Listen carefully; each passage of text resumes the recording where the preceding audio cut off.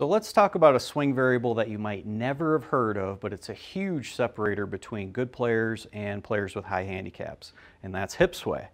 So what we've done at GolfTec is take the data and captured it from millions of swings. We took a small slice of that, about 35,000 golfers, and compared how they move when they swing to how good they are at the game. Tied those two together, that gives you our swing true motion study. That also gives you a story to tell about what separates good players from bad players. So let's take a look at the hip sway variable now.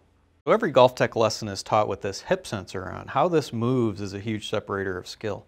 So the best golfers on average move that sensor about 4 inches towards the target at the top of the swing.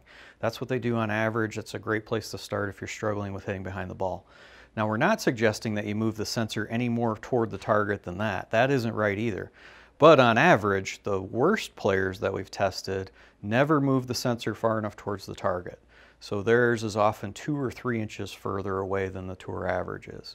This causes a host of problems, like on the downswing. The path of the club is hard to straighten into the ball. You can end up slicing across it.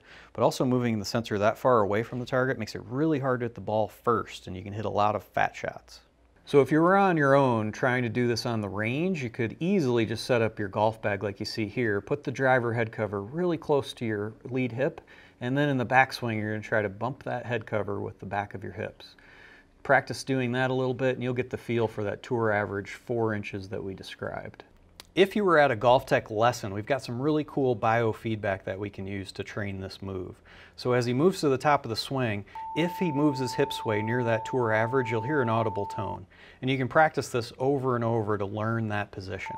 Now, this may or may not be your problem. The only way you're going to know for sure is to go and get your swing measured so that you can find a great place to start improving your game.